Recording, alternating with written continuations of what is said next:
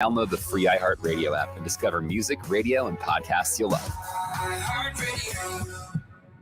Stay tuned and stay informed with News Radio 690, KTSM, an iHeart radio station. Why should you volunteer with Meals on Wheels? I never thought that 5 minutes could make so much difference in the lives of two people, but it has. Drop off a warm meal and get more than you expect. Volunteer at americaletsdolunch.org. Brought to you by Meals on Wheels America and the Ad Council. El Paso's News Radio 690 KTSM. Live from the KTSM AM 690 studios, it's Talk El Paso with Andrew J. Polk. Be a part of the show by calling 915-544-KTSM, 915-544-5876, or comment online on our stream at facebook.com/Talk El Paso. It's 4 p.m. Mountain Time, and that means it's time to talk El Paso with Andrew J. Polk. Thank you all so very much for joining us here for Talk El Paso, airing live on News Radio 690 KTSM. I'm your host, Andrew J. Polk. Thank you for tuning in, however you may be doing so, be on air, online, live streaming through the free and reliable iHeartRadio app, or joining us over on the various social media pages we're up on these days, facebook.com/Talk El Paso, the Talk El Paso channel over on YouTube, Twitter at Talk El Paso, or twitch.tv, Andrew J. Polk. It is definitely another busy Monday around here. A lot of calls been flying in and out around our newsroom and station, but also a lot of stuff that we're going to be delving into further today. A few more technical notes, I guess, but very impacting in its own way, including a planned water outage for parts of Northeast El Paso. Yes, I know there are those of you who call in from there. So I also have Flaco Jimenez chiming in over on the social media, as well as Amber Banda. And in respective order, Flaco Jimenez wave and Amber Banda rock on as well. The finger horns. And a few other questions, including kind of on the way to Northeast. One that's been well near and dear to my heart, the Weiler Aerial Tramway, what the fate of that may be. But that leads to rather some larger political question, and of course, our coverage of that continues, including some of the promised breakdown on some of the more, I guess, impacting answers that have come out of the gubernatorial debates. Of course, those having, well, the one debate, I guess I should say, but a lot of questions, and we're going to squeeze in at least a little bit of analysis of them here today, particularly on that tax question, on where do the candidates, or the incumbent in one case, actually stand on it, because knowing exactly what they want to do is ever so slightly important. And so we'll delve into that, as well as a lot of other election news in our area, including some candidate forums that were going on, even more on some of the races, some of the fundraising. So quite a busy Monday for us here as we delve into the week. So again, comments coming over on the social media. Already dropping those likes and reacts. We do appreciate Robbie Flores, Angel Rueda, Flaco Jimenez, Amber Banda, and Monica Cervantes. Do appreciate Angel. I think I put too much spice on it there. But in any case, if you're tuned in there, you're in the right place, or whatever works for you, that is the right place for you, as we continue our mission to have live local talk radio here in the borderland. And yeah, more than a few things, including, well, we'll get into the election news here in a bit. Got to play that music that RJ loves so much, among other things.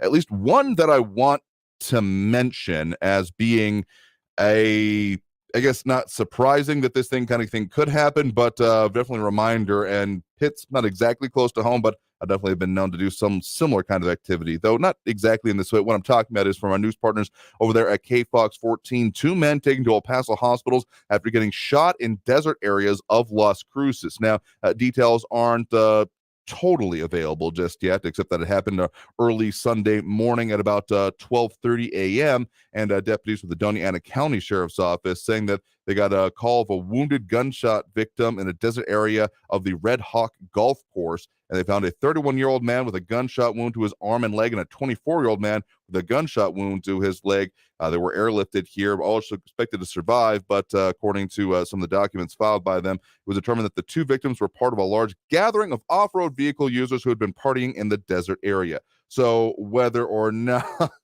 there's actually, as Robbie Flores, not laughing at the story, but rather Robbie Flores also, rock on coming in there. Point is that I have been known to go out to desert areas myself for the purpose of doing shooting sports, particularly in New Mexico on the Bureau of Land Management land, of which is able to be used for non-destructive public use. So not exactly setting up a shooting range, but rather, bring in a few targets, like doing the steel targets myself. and then policing up most of the trash as possible. I'm not going to make any promises that I get all the brass, but the fact that you got people being unsafe or uncareful out there, whether or not these were people were doing firearms on their own or unfortunately finding themselves downrange from someone else, no real way to know that. And just as we get into those cooler days, even if we have these off and off rains, been having in my neck of the woods, just remember to be safe as you're out there and as you're dealing with it. But to some maybe more impacting news, again, El Paso Water, a temporary outage scheduled. So if you're not going to be, again, it's not unplanned, but is going to be happening Monday night beginning at approximately 8 p.m. and lasting until 6 a.m. So any of you all listening in the Northeast region, is happening for some specific different streets, including Dakota Ridge, Bear Ridge, Franklin Hills, and all of those here. Not Northeast, Northwest. That's my fault. I have been getting used to that phrasing, and I'm still not quite used to it. So Northwest El Paso, I know we have some people that probably call in from that area as well. Going to be happening, including looks like actually my neck of the woods where I've moved now. So I got to remember to fill up those buckets because they're going to be going on 8 p.m. tonight, lasting overnight until 6 a.m. Tuesday morning. So that's a bit of fun going on here, but that's of course not the only city issue going on that we are talking about.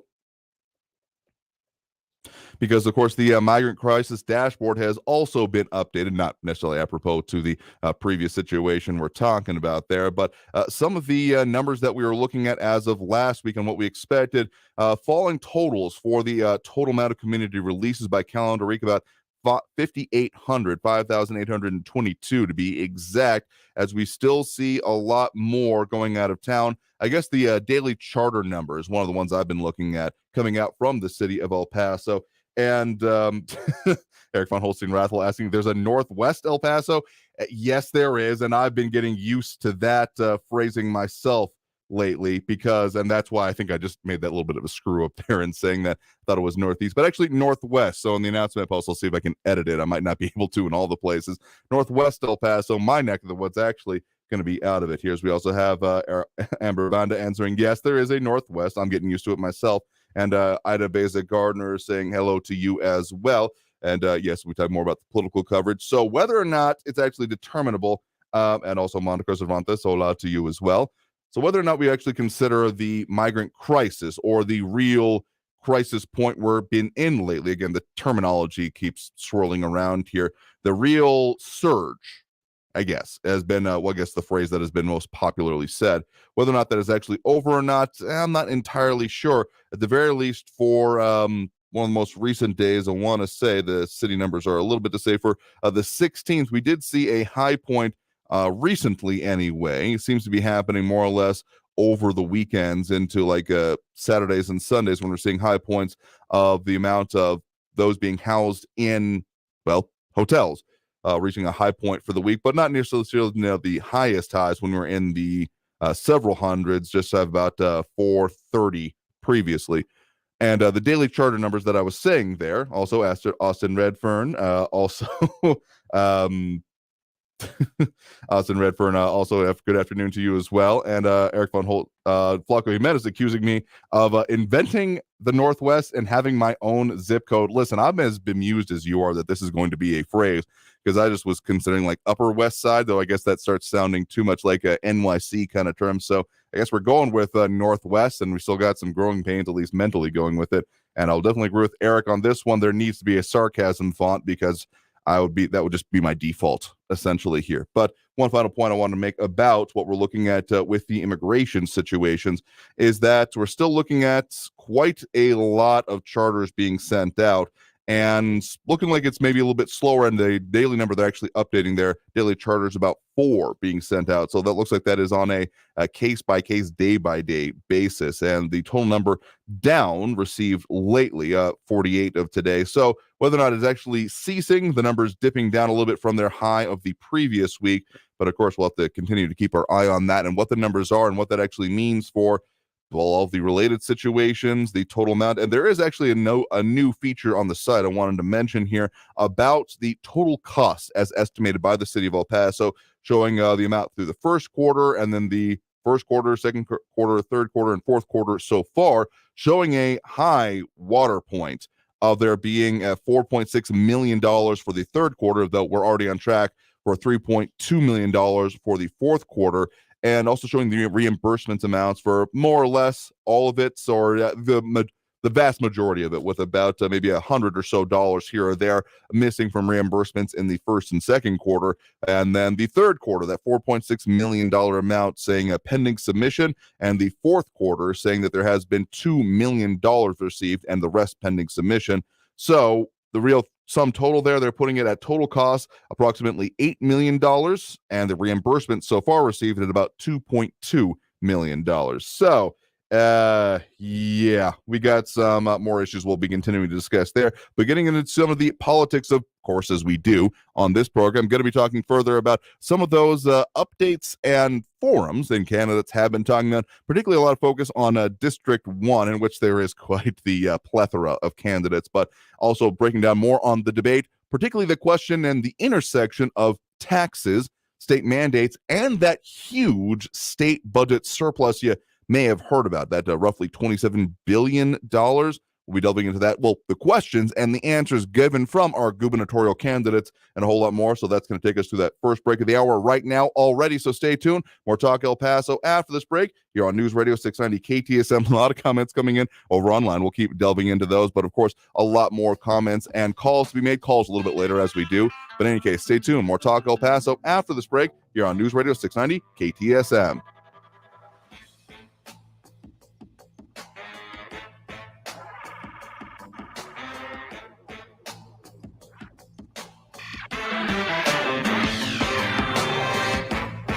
Traffic all day. News Radio 690. El Paso police responding to a crash. Americas Avenue southbound at Alameda Avenue, slowing traffic. All lanes now are back open. North Loop Drive at Horizon. All lanes were closed due to a crash. There's a medical unit on the scene and an injury accident. Mesa Street southbound at Wrestler. Try Westwind and Escondido Drive as your alternates. And a crash eastbound Pebble Hills at Joe Battle. Kerry Edwards, El Paso traffic. News Radio 690 KTSM and Scott Heating and Cooling want to provide a local veteran with a heating and cooling system upgrade. Tell us about a deserving veteran you know who would benefit from a free new refrigerated AC unit. Who are they? How have they positively impacted you, their families, and the community? Nominate a veteran you know today at ktsmradio.com. This report is sponsored by the Our American Stories podcast. As Presidents We Remember goes, James K. Polk usually doesn't crack the top 10 list. So why is he the best president you've never heard of? Be sure to catch this week's edition of Our American Stories on the iHeartRadio app, on Apple Podcasts, or wherever you get your podcasts. Recently, we hit the streets and found out how informed people really are. Yes, I'm on top of events. Most news, yes. Except for these two. I am not on top of events. I'm not on top of my events, no.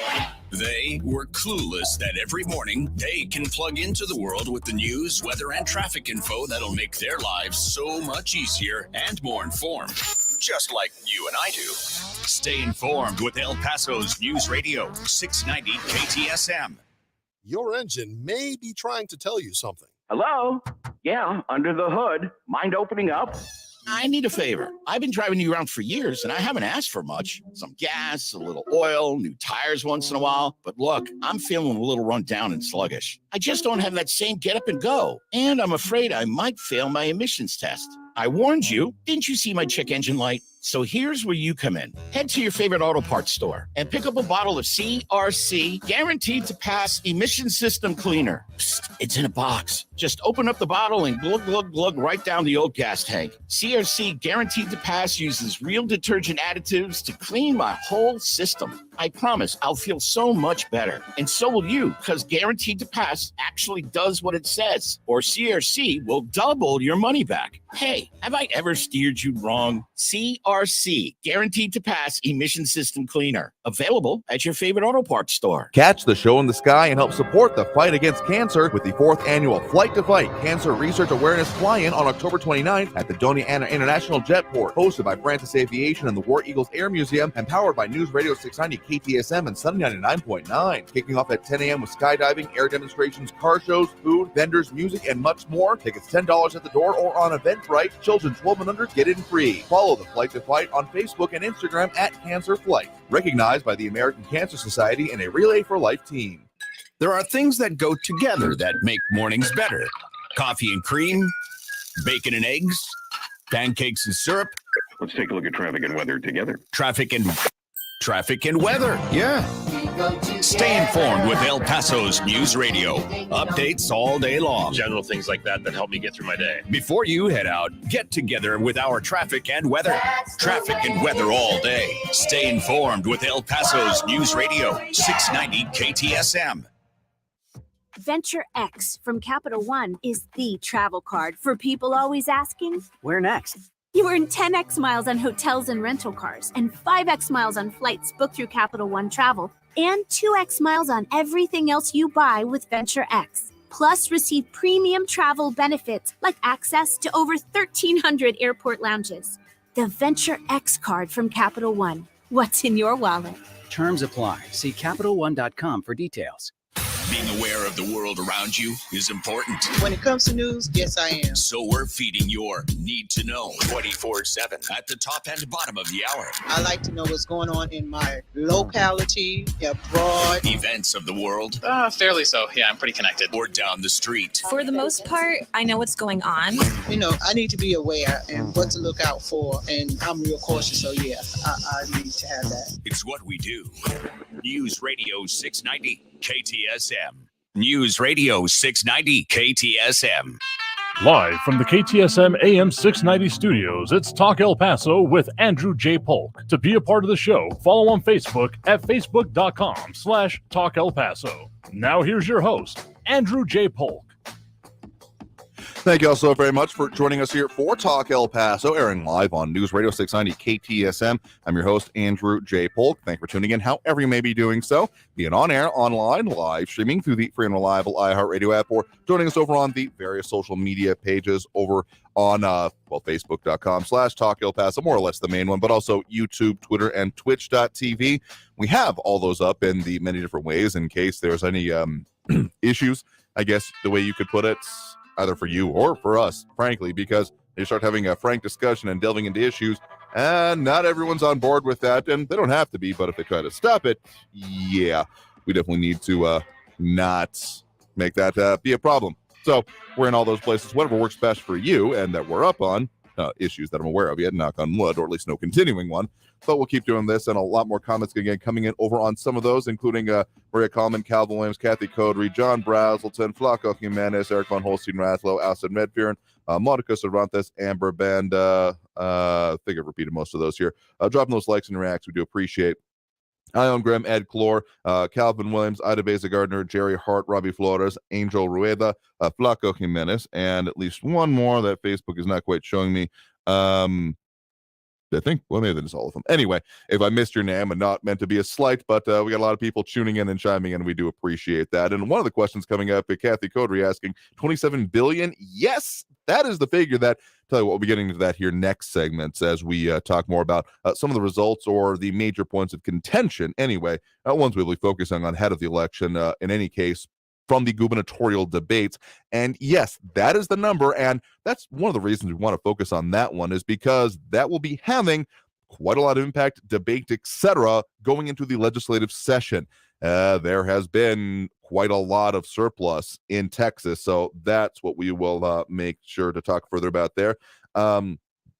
Calvin Williams naming some of the ones he won't be voting for because they're all on the same flyer, noting a lot of Democrat candidates there, I do believe. So if that is your persuasion, I mean, as long as you're voting, I guess I have less issue with that then. Maria Coleman asked the specific question, why are El Paso residents not consulted prior to the city spending millions on illegal immigration? We should be able to vote on how and where our local taxes are spent. Even the UMC initiative for $345 million without our vote was a connection, has a connection to illegal immigration. I know that's been talked about, but I would say that's mostly just the way UMC's finances work. It's not often talked about, but the fact of the matter is, for the county hospital district, they have a lot of uncompensated care. And I know there's the argument being made about the connection to, immigration and border security, those type of issues. But for the most part, we're also a pretty poor community. Let's be perfectly honest here. And so there's a lot of people that go in without benefits, without insurance, and without the ability to pay in the long run. So what tends to happen there is that UMC, essentially, the model is that they find then compensation through the other services they provide.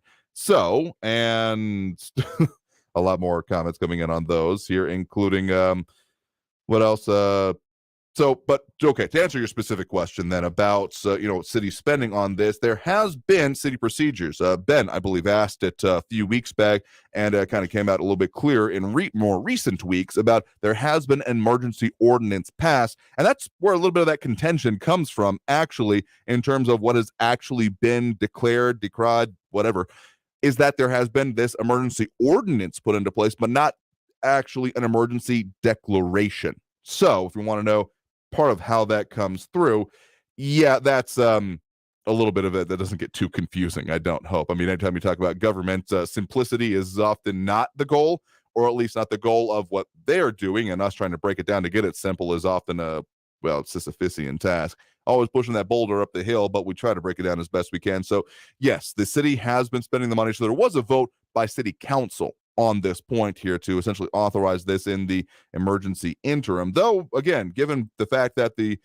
you look at elpasotexas.gov/migrant-crisis, again, quoting from the city's dashboard on which some of these costs I was bringing up are referred to, they do peg this, again, quote-unquote crisis, going back to 2018 at this point. So I guess this would be more than dealing with the crisis, is dealing with the surge in the crisis that we've been happening right now. So if you want to call that temporary or not, or long-term, RJ asking, is that more like emergency goalpost movement? Listen, this is a part of the reason that, God, I wish I could spend all day that it takes to cover some of the city council meetings, but then we wouldn't do anything else on this show. I'm sure someone would appreciate that, but also talking about the many topics that affect us here in the borderland. And the fact of the matter is that even spending all day there, we sometimes might not get to the point of some of the issues here. We ever get like a dedicated and out there and, multifaceted new staff, God, I would love that. We would cover so many topics. Point is that it takes in a whole person, a whole damn day to be able to focus on just that. So we try to bring you kind of the highlights, the most important bits, including stuff like this, but to try and actually drill down into it. If you ever really want a good way to lull yourself to sleep, I guess, would be go and look through a city agenda. Not saying there aren't important things on there, but there's a lot of specifics and a lot of legalese, and it's pretty hard to not go cross-eyed unless you're really, really dedicated to these things. I even find myself having to smack myself upside the head to get myself back in focus when reading one of those here. And some more comments coming in. Calvin Williams saying, okay, at least the whole idea of representation, that we elect officials to take care of business. We elect someone why elect someone if we have to vote on every decision?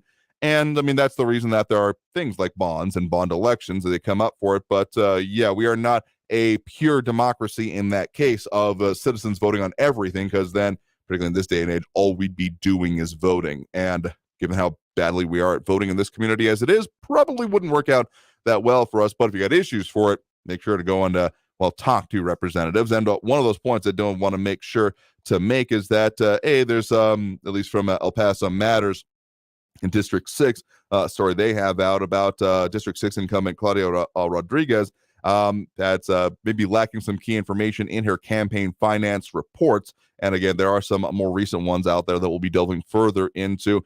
But District 1 is one that we'll be doing a decent amount of focus on with, of course, City Rep Peter Swarzbein having served his full terms and now termed out and not able to go forward anymore. It's a crowded race, slightly less crowded ever since we did have I guess former EPISD board member Freddie Cleo-Avalos dropping out of it. It's still decently crowded here. Let me do the math here again. 1, 2, 3, 4, 5, 6 candidates. The amount of candidates that group up in these races and don't go for other ones is mildly baffling to me, but just as a reminder, the ones still in the running: Dave Jones, Brian Kennedy, Annalisa Cordova Silverstein, Dilaris DMB Montañez Berrios, Lauren Ferris, and Aaron Togg.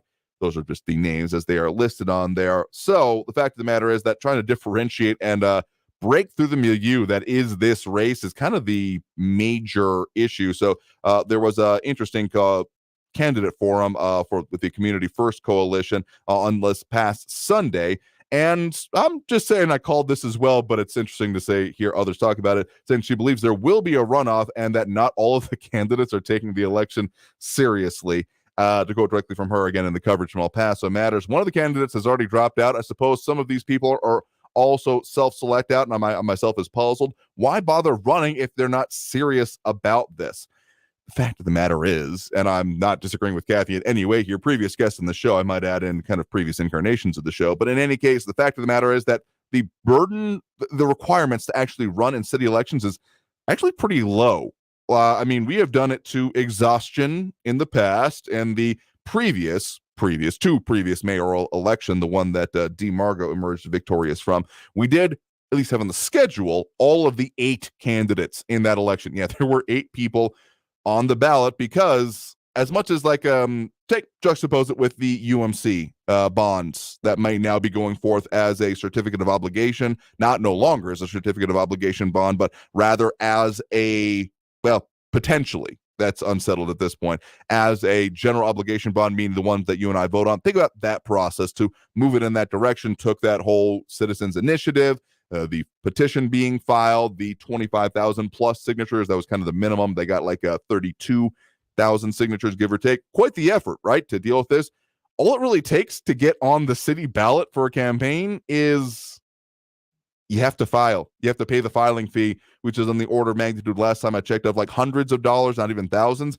And that's about it. And then you're on the ballot, and then people can vote on you. So the people doing this without doing any community organized and think, well, on the ballot, therefore people are going to vote for me, or I maybe don't even understand that kind of mentality, without having to be seriously like involved in the community and having people behind you, backing you, building up the political machine, thinking, yeah, I'll just file and run and I'm sure it'll work out. I guess that's the kind of common question you end up getting to about seriousness of intent. I'm not going to name any names, but there have definitely been some candidates that I've even spoken with and we had scheduled on the show, but never actually showed up to any of the either on air or even at that point in-person events that we did. I'm not entirely 100% sure that that person actually knew they were running for that seat at that point in time. At the very least, there's not a whole lot of objective evidence that they were aware, besides the fact that someone said, hey, will you sign your name to this? Sure. What was that for? Don't worry about it. I mean, I wasn't there present for the conversation, but I imagine that might be how it went. So Calvin One's putting it decently well, that vote early and vote often from October 24th through November 4th. And him saying, again, putting forth his campaign point about write his name in for any election you don't want. I am sorry to have to tell you, there actually is a write-in process, and you have to have filed in your own way. So I'm not saying people can't do it. I'm just saying I don't think it's going to work out for you. And from any race, from a dog catcher on up, I don't think dog catcher is actually on the ballot here in El Paso. Someone correct me if I'm wrong here. And Barbara Carrasco, yes, important correction, November 8th. But then also remember, probably going to have runoffs, so it'll actually span past November 8th. And just as a reminder, we are going to be talking even further about that with our live election coverage, bringing to you pretty much not immediately after this show. We'll take a break. Let me get a drink of water and a whole bunch of caffeine, and then delving into as the election results start coming in at about 7 p.m. until, well, late that evening. So more details to come there as well. So that's going to take us through our next break, well past that next break, actually. So stay tuned for more Talk El Paso after this break. Comments still online, coming in with the phone calls a little bit later, opening it up next segment at the end of it, as we usually do. So in any case, stay tuned. More Talk El Paso after this break here on News Radio 690 KTSM. Stay tuned.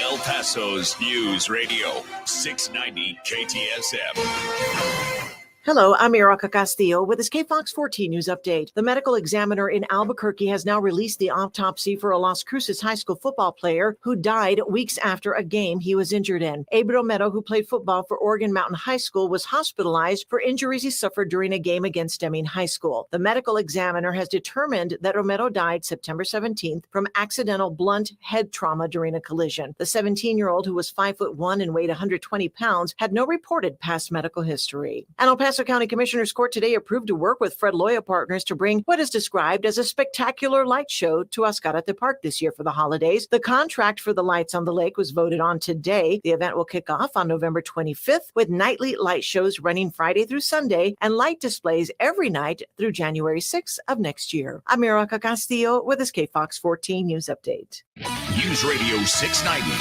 Traffic all day. Stop and go traffic with 14-minute delays southbound on Memorial Highway between south of Montana and the 10 Gateway. Montana Avenue eastbound at Saul Kleinfeld, an accident. Police on the scene of a crash on eastbound Pebble Hills at Joe Battle. An accident reported Americas Avenue southbound at Alameda Avenue. And an injury crash rushing just south of Salem Drive. Carrie Edwards, El Paso traffic. From the CBS 4 Warren Weather Center, I'm forecaster Vania Castillo. We are definitely in for a cooler day here in the borderline. You're probably feeling that as you are heading out. We are going to continue to see these cooler temperatures sticking around throughout the rest of the day. We're expected to reach a high of 62 degrees here in El Paso, 60 in Las Cruces, so definitely starting to feel a lot more like fall. We are going to continue to be seeing those isolated showers sticking around here throughout the rest of the day, but we are expecting to see those temperatures warming up and that rain starting to leave by tomorrow. This report is sponsored by Lowe's. At Lowe's, every pro is an MVP to us. MVP's Pro Rewards members visit Lowe's now and earn bonus points on products and brands like DeWalt. Then redeem for Lowe's e-gift cards and more. Bonus points calculated before taxes and fees. After applicable discounts, if any. Subject to program terms. Visit Lowes.com/MVP bonus points for details. Now through 10/28. Hi guys, it's Andrew with Northbrook Medical Clinic. Are you struggling with erectile dysfunction and sick of the pills? Well, we now have a major medical breakthrough you are going to want to hear about. The wave technology at Northbrook Medical uses gentle pressure waves to repair and open up blood vessels. There are 60 clinical studies, including from Cambridge, showing our technology treats the root cause problem of ED without any pills. If you're ready to put a stop to your erectile dysfunction and regain your love life, grab your phone and call us now. You'll qualify for the assessment, the exam, even the blood flow ultrasound, if you can believe it, totally free. And to the first 10 callers now, you'll get a gift that can produce powerful and rapid results in the bedroom. You're going to love that, trust me, guys. This is a $650 value free to callers now. 915-529-9000. That's 915-529-9000.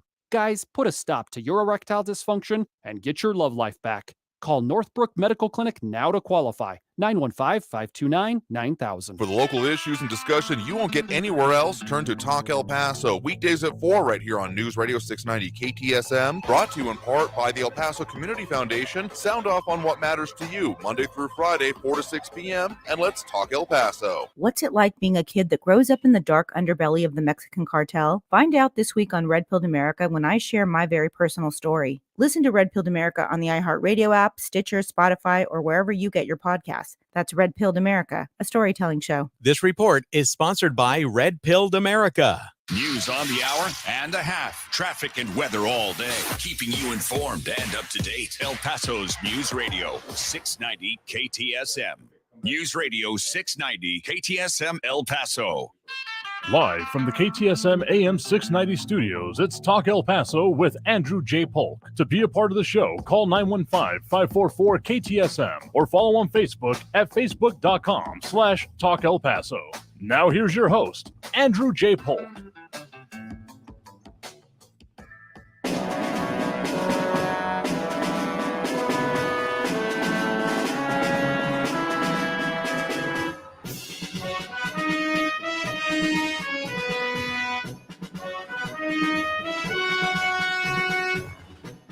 Thank you all so very much for joining us here for Talk El Paso, airing on News Radio 690 KTSM. There's a lot of ways to chime in on the show as we get into our election coverage. We're creeping ever closer to, again, November 8th, the actual day, but I think there was maybe a reference to early voting going on before here, because it is coming up at the end of right before the end of the month anyway.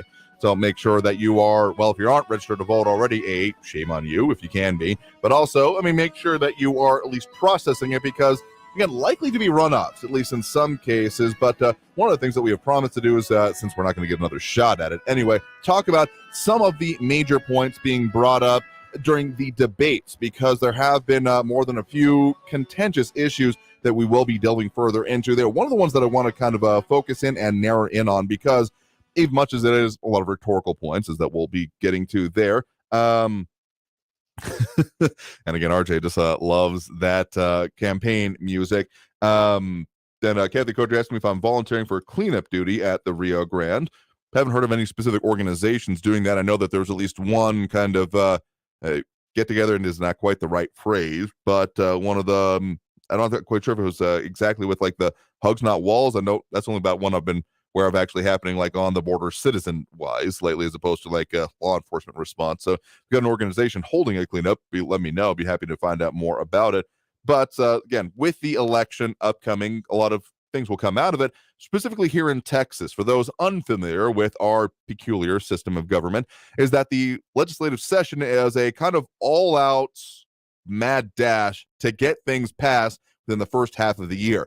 No one, I think, would be reasonably under the delusion that particularly legislatures are actually rapid or fast-moving, and in this case, they kind of have to be, which means that legislation is already in the works right now. It's not a lot of, okay, issue comes up, we'll develop the response and deal with it within the session. Nope, if it's not ready to go, it probably won't happen, except for maybe extraordinary efforts on the behalf of, well, the governor's mansion, lieutenant governor, particularly for the Senate, kind of in the driver's seat there. So a lot of that has to deal with some of these issues, but specifically, one of the things that I wanted to narrow in on the focus from the gubernatorial debate held at the end of last month is those questions revolving around the major Texas budgetary surplus. Because Texas has, through some of the taxes that are imposed, of course, we don't have a state income tax, and there have been a lot of efforts put into place to keep that from being able to happen even in the future, including constitutional amendments.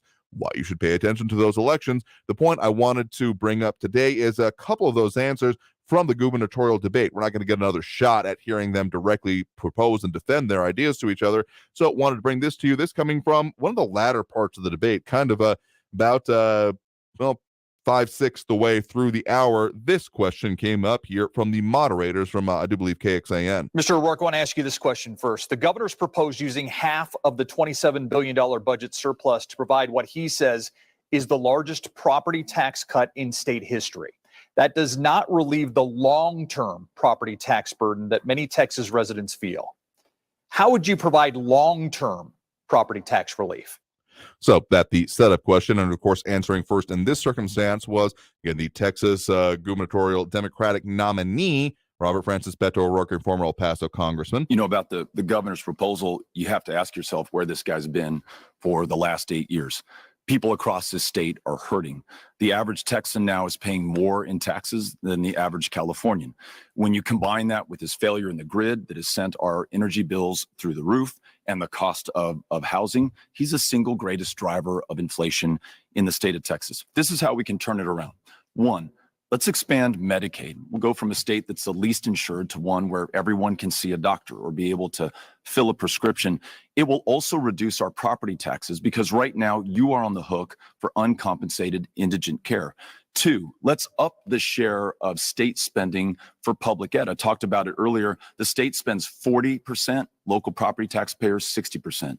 Under my leadership, we'll get that to 50-50, reduce the pressure on local property taxpayers.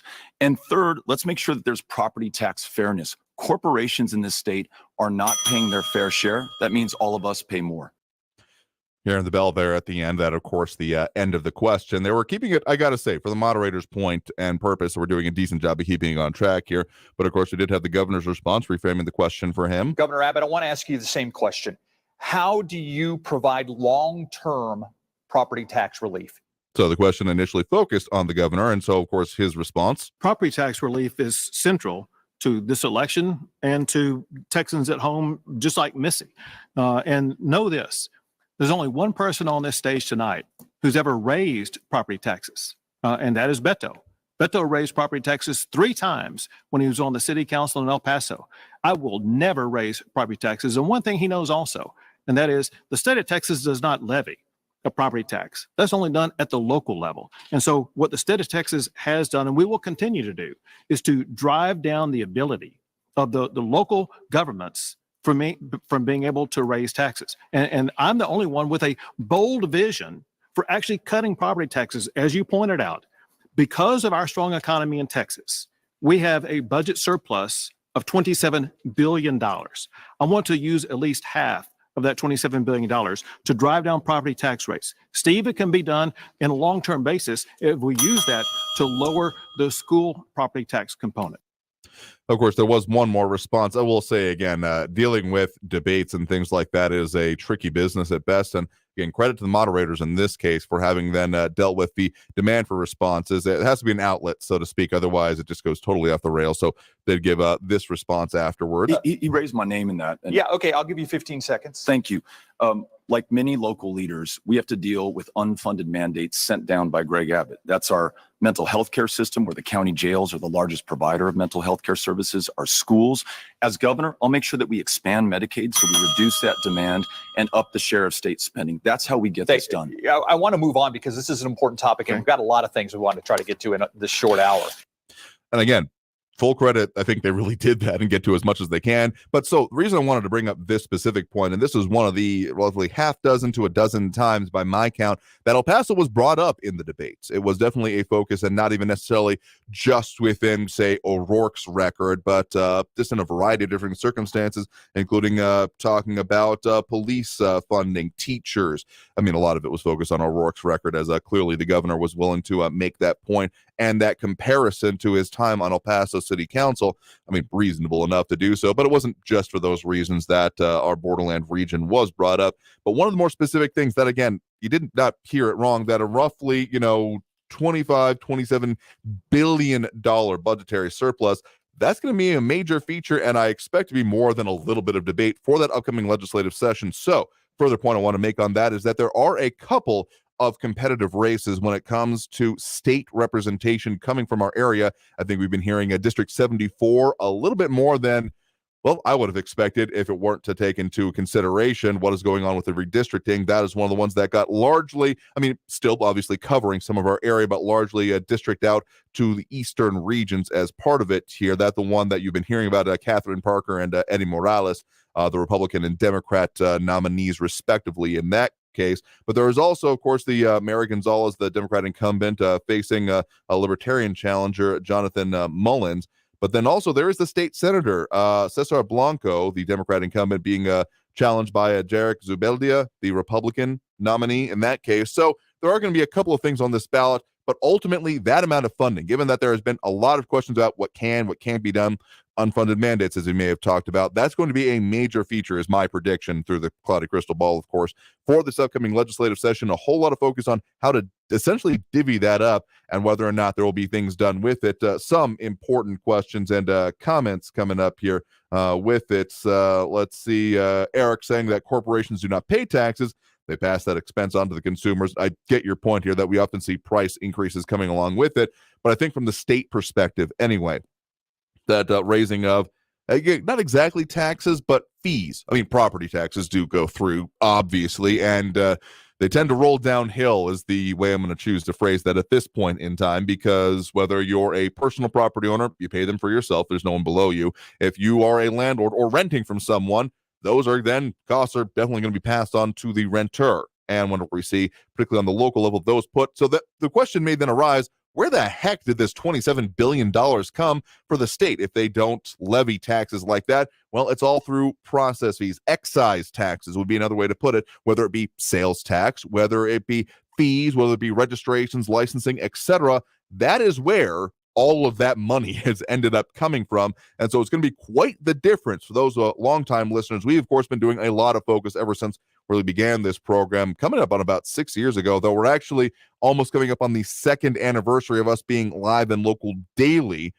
Actually, this week, if I'm not mistaken, might have to have a little bit of extra music for that just for RJ there. But in any case, point is that it'll be quite the juxtaposition from previous legislative sessions where deficits and how will they make them up were a lot of focus. The fact that there is, I mean, that's a decent chunk of change for the state's operating budget, that $27 billion. And we've previously had to have it be that there were constitutional amendments to change some of the formulas, particularly when it came to state transportation funding.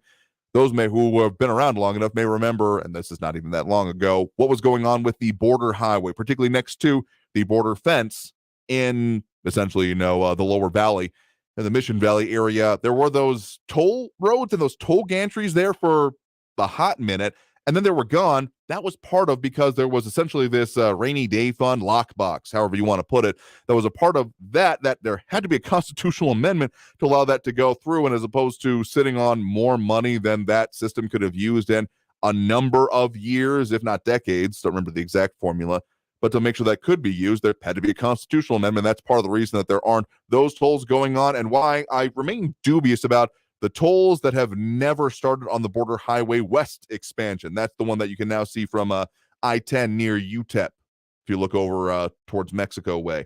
So point is that this money is definitely going to be fought over, but what it'll actually come out to be as, well, it's going to matter more than a little bit with these upcoming elections. And again, those couple of competitive races that we'll be continuing to focus on in our area. So that's going to take us through that next break of the hour. So at this point in the show, we'll go ahead and open up those phone lines as we normally do. So if you want to get on the line, that number to do so is 915-544-5876, 915-544-KTSM.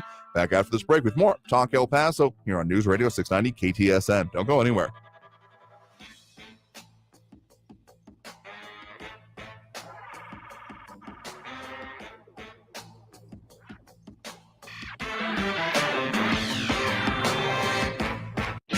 Traffic all day.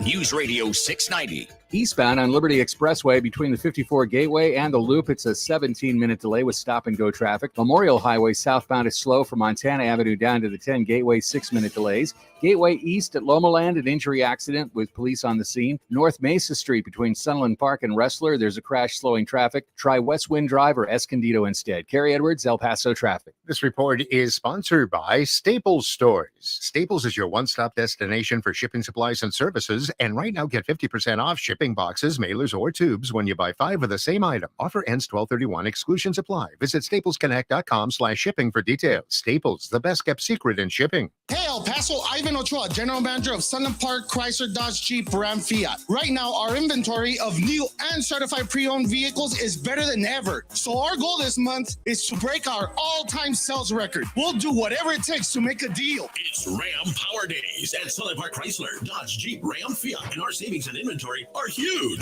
Upside down in your current trade? We want it, even if you owe thousands more than it's worth, regardless of make or model. So you can drive home a new or certified pre-owned vehicle for less. For a limited time, get 2.9% APR on the all-new 2022 Ram, or get 0% APR on the all-new 2022 full-size Wagoneer SUV with third-row seating. Plus, we have great financing programs for good credit or less than perfect credit. All military personnel and first responders receive an additional discount. Thank you for your service. Sunland Park Chrysler, Dodge, Jeep, Ram, Fiat, where buying a car is fun at I-10 at Sunland Park Drive or online at sunlandparkdodge.com. Estamos en tu esquina, El Paso. El Paso Strong. Includes factory rebate and dealer discount plus T10L. 0 APR for 36 months is $27.78 per thousand finance on select vehicles with approved credit. Offers not combined. Talk El Paso, bringing you the biggest stories from the borderland and beyond, 4 to 6 p.m. every weekday. Brought to you in part by Sergio Lewis Body Shop. Call the pros at 915-593-0191. That's Talk El Paso, Monday through Friday at 4, right here on News Radio 690 KTSM. Joe Biden's inflation is crushing Americans. Higher costs for gasoline, painful prices at the grocery store. Just about everything costs us more. And just like Biden, Beto O'Rourke supports higher taxes that would crush Texans even more. What does Governor Abbott say? In Texas, we are fighting back, cutting property taxes to help homeowners, producing more energy to lower gas prices. And we passed a constitutional amendment to ban an income tax in Texas. This election, you have a choice. With Beto O'Rourke, it's higher taxes, higher prices, and an economy that's being crushed. With Greg Abbott, it's lower taxes, lower prices, and an economy that's booming. If you're tired of getting crushed by Biden's inflation, join us and keep Texas strong. Greg Abbott for governor. Political ad paid for by Texans for Greg Abbott. Some sports figures leave their mark on the field, others coaching from the sidelines. John Wooden, however, is remembered for both. Be sure to catch this week's edition of Our American Stories on the iHeartRadio app, on Apple Podcasts, or wherever you get your podcasts. El Paso's News Radio 690 KTSM. Live from the KTSM AM 690 studios, it's Talk El Paso with Andrew J. Polk. To be a part of the show, call 915-544-KTSM or follow on Facebook at facebook.com/Talk El Paso. Now here's your host, Andrew J. Polk. Thank you all so very much for joining us here for Talk El Paso, airing live on News Radio 690 KTSM, and your host, Andrew J. Polk. Thank you for tuning in, however you may be doing so. A lot of ways to interact with the show, particularly at this point during the program. We have that phone line open, full up at the moment, as often happens, so you got to be ready with the numbers when you get a chance. But if you want to keep it down and let you know what to dial when you get a chance, 915-544-5876, 915-544-KTSM is the number to call. And a lot of comments coming in as well, including apparently happy birthday to Kathy's friend Chloe. happy birthday to you there. Not exactly a shout-out service, but RJ with some prudent advice, suggesting Tylenol and water at the end of the night did serve me well. I mean, I survived mine, despite your predictions to the otherwise. But otherwise, some interesting comments coming in on fate of city council members. We are looking at potentially a slew of new ones. I mean, not more than half, just because that's how it works. But John Brazelton saying, once a new city council member shows up, they either accept the culture of city council or become an outsider. Most choose to kneel to local power brokers. Not sure if I totally agree with the description here, but definitely insider outsider status does seem to be a conversation that goes on within city council at the very least. And Eric von Holstein-Rathlow saying majority of unfunded mandates in El Paso are from things mandated in El Paso by our city council, among other things. And some more comments coming in that we'll delve more into those, but at least want to get to one call before we hit that next comment and that next break here. We do have Frankie and Messia on the line with us here right now. Frankie, thanks for joining us. Did we lose Frankie? I think we lost Frankie. So, okay, we'll try one more here before we hit that. We do have Raul in the Northeast on the line with us here right now. Raul, thanks for joining us. Hey, Andrew. Recently Donald Trump commented on his social media platform that American Jews haven't praised his policies towards Israel sufficiently. And immediately after that comment was made, White House spokesperson Katrine Jean-Pierre said that Trump's comments were insulting and anti-Semitic. And then on Sunday, Trump warned that American Jews need to get their act together before it's too late. Now, the suggestion of disloyalty plays into anti-Semitic tropes that U.S. Jews have dual loyalties to the U.S. and to Israel. And it drew immediate condemnation. Now, I called some Jewish friends of mine today to get their reactions to Trump's latest incendiary rhetoric. David and Gerald Marcus are local entrepreneurs. David has a forensic CPA firm here in El Paso, and his wife Gerald runs a media production company. And they are prominent members of the Jewish community here in El Paso. He and his wife put together fundraisers to rebuild the local Jewish Holocaust Museum years ago. And David's family fled Europe in the 1930s to escape anti-Semitism. Now, David is very worried about what he has seen from Donald Trump and the MAGA crowd.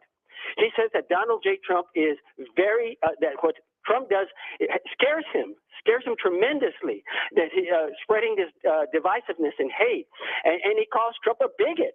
And he says that these are the scariest of times for Jews. In fact, his only son is getting married this week. And believe it or not, the grandparents are counseling their kids not to have children at this time. You know, we should have him on your show to talk about his organization, Join Us for Justice, which works on separation of church and state issues. Now, on something else that's local, inflation. You know, price increases are due to supply and demand factors.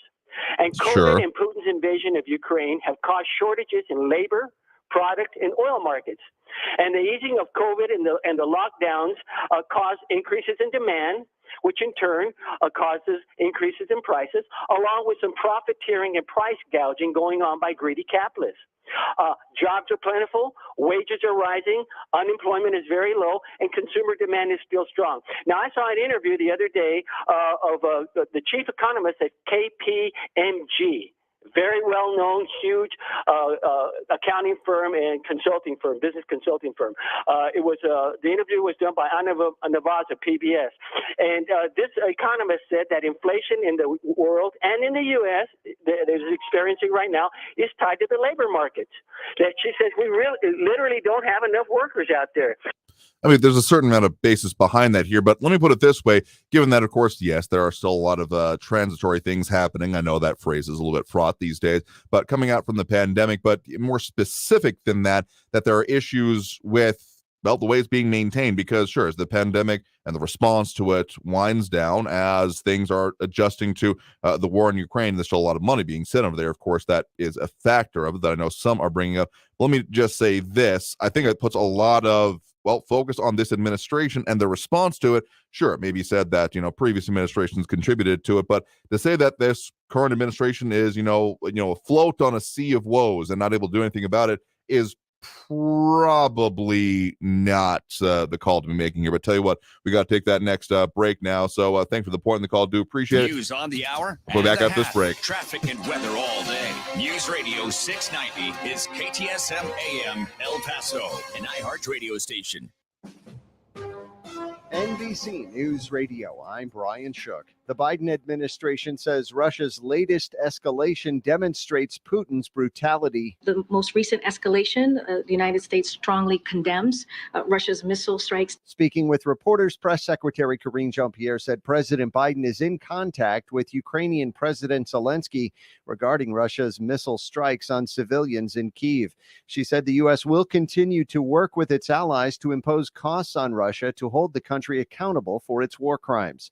Police in Virginia are on the scene at a home after 4 people were found shot to death on Monday. Reports say officers entered the home to do a welfare check and found 4 adults in different parts of the home. All were pronounced dead at the scene.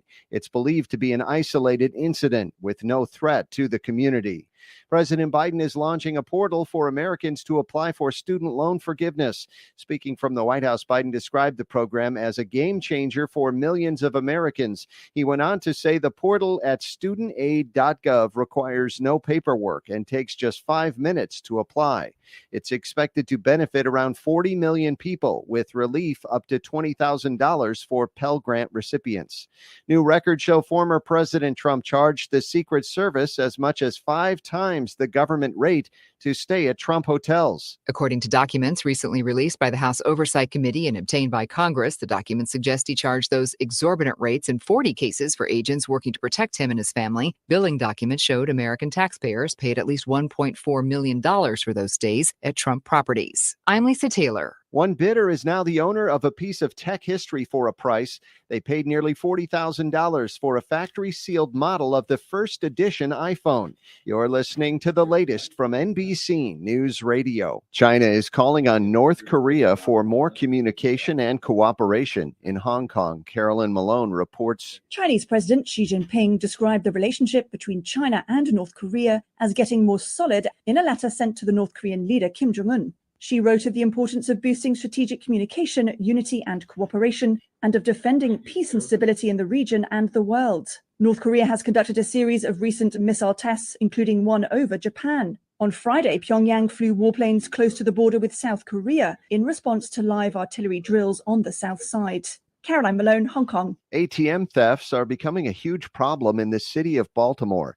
Police are investigating nearly 60 ATM-related thefts so far this year. The latest round happened overnight on the city's northeast side. Officers are looking for a Dodge Caravan with Maryland tags in connection to that case. New Jersey is starting a new program later this year to help grow manufacturing companies. Scott Pringle has the details. Governor Murphy visited the Raw Generation Manufacturing Company in Eatontown to announce this new grant program. He says the state has $20 million in the budget for the New Jersey Manufacturing Voucher Program. We're making these investments because, quite simply, there is absolutely nothing that should be holding New Jersey back from once again being a manufacturing powerhouse. Manufacturers in certain industries can apply for grants to cover up to 50% of the cost of new equipment and technology that make their operations more efficient. Grants are available for up to $250,000. NBA fans will be seeing more of EJ, Kenny, Shaq, and Chuck on TNT. That's because they've all signed long-term contract extensions. Ernie Johnson hosts Inside the NBA, and he's joined by Kenny Smith, Shaquille O'Neal, and Charles Barkley. TNT will broadcast the first games of the regular season, which happen tomorrow. Brian Shook, NBC News Radio. Now your chance to win $1,000. Just enter this nationwide keyword on our website. Bank. That's bank. Enter it now. This report is sponsored by Dell Technologies. Dell Technologies provides growing businesses with tools to do incredible things because we believe there's an innovator in all of us. For advice on smart PCs powered by Intel V Pro that's built for business, call a Dell Technologies advisor at 877-ASK-DELL. The El Paso Community Foundation supports the causes you feel passionate about here in the borderland, whether it's education, social services, arts and culture, the environment, health, or economic development. The El Paso Community Foundation has been promoting philanthropy and progress in our hometown region for more than 45 years. Make your mark with us. Start a fund today. For good, for El Paso, forever. Learn more at epcf.org. That's epcf.org. iHeartRadio wants to send you to Seattle to see two legendary bands on the same stage, the Smashing Pumpkins and Jane's Addiction. We'll fly you there, put you up in a hotel, get you premium tickets to the show, plus a VIP package with the signed item. For your chance to win, just open the free iHeartRadio app and listen to the Smashing Pumpkins radio or Jane's Addiction radio, and you'll be automatically entered. It's that easy. Get tickets for the Spirits on Fire tour at LiveNation.com. See the Smashing Pumpkins and Jane's Addiction in Seattle with iHeartRadio. Sometimes life makes choices for us, so we need to make the most of the choices we do have. With annual enrollment starting October 15th, El Paso Health Plus is the local choice if you are covered by Medicare and Medicaid. Our local plan offers supplemental benefits like dental, transportation to medical appointments, great OTC benefits, vision, hearing, and much more. El Paso Health Plus also has programs designed to help keep you independent and healthy. So if you are covered by Medicare and Medicaid, El Paso Health Plus is the plan for you. Now is the time to enroll in a local Medicare Advantage plan, run by local people who live and work in El Paso. Enroll now with El Paso Health Plus if you are covered by Medicare and Medicaid. Call us at 833-742-3125 or visit us at ephmedicare.com. El Paso Health Plus, your local choice for Medicare and Medicaid. News Radio 690 KTSM. Live from the KTSM AM 690 studios, it's Talk El Paso with Andrew J. Polk. To be a part of the show, call 915-544-KTSM or follow on Facebook at facebook.com/Talk El Paso. Now here's your host, Andrew J. Polk. Thank you all so very much for joining us here for Talk El Paso, airing live on News Radio 690 KTSM. I'm your host, Andrew J. Polk. Thank you for tuning in, however you may be doing so, be it on air, online, live streaming through the free and reliable iHeartRadio app, or joining us over on the various social media pages, facebook.com/Talk El Paso, the Talk El Paso channel over on YouTube, Twitter at Talk El Paso, or twitch.tv, Andrew J. Polk. A lot of comments coming in there, including from Sean Gardner, Richard Janasik, RJ, Kathy Codry, Louis Pinato, Stephen Christopher, John Brazelton, Austin Redfern, Eric Von Holstein-Rathlow, Robbie Flores, Maria Kalman, and a few more in the milieu here. Ion Graham, I know a little bit earlier, Ida Beza Gardner, Barbara Carrasco, and a whole lot more. Dropping those likes and reacts, we do appreciate. Richard Janasik, Calvin Williams, Ion Graham, Ed Clore, Ida Beza Gardner, Jerry Hart, Robbie Flores, Angel Rueda, Amber Banda, and then Monica Cervantes and Flaco Jimenez, I do believe, on that list as well. And popping up some of those questions live and comments as we do, including those in responding to previous commenters. And let's just say that, yeah, we do get tired of a couple of subjects here or there every so often as Sean expands upon a bit here. That's why we do take on a lot of comments and calls, but definitely tend to prefer and focus on those that are of use, so to speak. Not that utility is the only measure here, but those focusing on the issues and what actually impacts us here in the borderlands, such as Maria Kalman saying, I rarely agree with Beto, but he might be right, but he is right, rather, regarding the expansion of Medicaid expansion. The prison system should not be the primary provider of mental health services. The expansion of Medicaid would also aid UMC in pursuing reimbursement. This would alleviate some of the local tax burden. Many hospitals actually qualify the indigent for Medicaid during hospitalizations. Institutions consider even partial payment a positive outcome. I mean, the fact of the matter is, once you start delving into the whole hospital system that we have in this country, it's Byzantine at best, I'll say that. But the fact of the matter with expansion, and one of the major, I guess, sticking points along with that has essentially been the, for lack of a better term, federal mandates that then come along with it, because it's not just expansion of the system, but then requirements that come along with it, which is at least one of the sticking points I've been aware of in the years I've been covering that, of why the state of Texas, at least under the current and immediately prior administrations, have all been pretty well lockstep on this issue of not being interested to expand it, nor has the legislature for that matter. So whether or not they could actually come through or what happened in another administration, I don't know. I'm not going to try and call that shot, but we will still, of course, be talking about those and a lot more issues. And Barbara Carrasco pointing out it's still our tax dollars, absolutely. So at least one point I want to mention here, the story that we had talked about recently with Robbie Gray, not Robbie Flores, Robbie Gray, editor over at El Paso Inc., about their coverage on the bonds, because it's not just candidates on the ballot, though we'll be focusing a lot on those. We got that $272 million for streets and parks from the city of El Paso, that those living within El Paso city limits, you're going to be able to vote on this, including about, as they put it there, $272 million for funding to fix El Paso's heavily traveled streets, saying about 90% of the bond would fund street resurfacing or reconstruction projects on the city streets with the lowest pavement condition scores. I don't have the website right in front of me, but there is a way to find out, those relative rankings and what that might mean for your neck of the woods. But let's go back to those phone lines now. Again, that number to call if you want to get on the line, full up at the moment, but still, if you want to get a chance, 915-544-5876, for KTSM. We do have Barbara on the west side here with us right now. Barbara, thanks for joining us. Hi, Andrew. Thank you for taking my call. Mm-hmm. I wanted to make a couple of comments on Representative Escobar's presser last week regarding FEMA and everything, and how she was told us how FEMA, the first time ever, was paying monies up front. She was glad that they were helping communities like ours, and she went on, and she said things like this had never happened before. You know what? She's absolutely correct. Things like this have never happened before. But then we've never had an administration who has subjected communities to critically self-inflicted policy failures. We're absolutely drowning in bad policies. So let's hope FEMA comes through. And the next thing she indicated was that the president was trying to find a legal pathway for the Venezuelans. Well, that's not his responsibility, nor does he have the authority to create legal pathways to citizenship. That's Congress. So if they would just stop and think and seal the border, they would have time to work on changing the laws in Congress, because she keeps complaining that it's Congress and they don't do anything. Well, now they've had an opportunity, seal the border, because they see what it is without sealing the border. So if they really want to work and change the laws, seal the border and start working on those laws. Otherwise, it's not going to happen.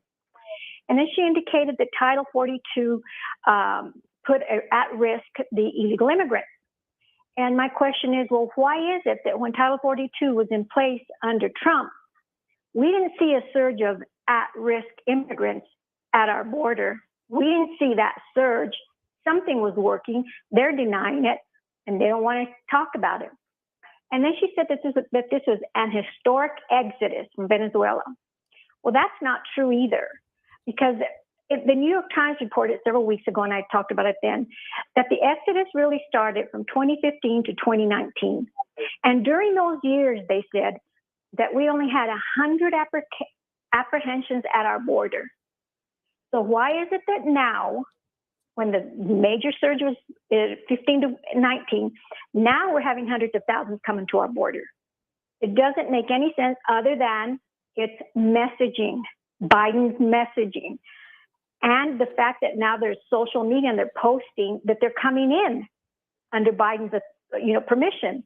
Even the president from the Migration Policy Institute stated, as did Guatemala, Honduras, and Mexico, that the reason they're coming in is Biden's messaging. So that's just a fact. And finally, she indicated that, I agree with her here, she says the Democrats are going to have majority until year end. So she would like to do everything possible to get as much immigration legislation done as they can possibly get. She says we need at least 10 House Republicans to vote with us. Well, they should have thought of that at the beginning. They should have thought of that when they saw that open borders was not working. And yes, the Republicans say, if you seal the border and then we can work the laws, we will work with you. But the Democrats have this attitude, you come to the table and you have to think like us, and no opinions, no other views. We're not going to be objective. This is all subjective, and this is how you're going to work with us. So who can work with a group of people like that who don't want to move policy other than their way?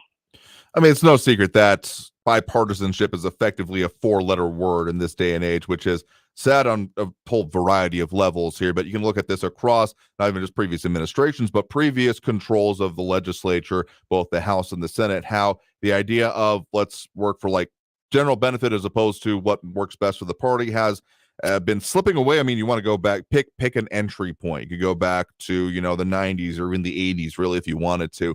Point is that spirit has often been brought up. Interesting article actually out today from the Texas Tribune, kind of related to that, not 100% with it, but I do believe it's titled O'Rourke Champion Bipartisanship in Congress. It won't be that easy as governor. So that's an interesting one, just kind of corollary to that whole point here.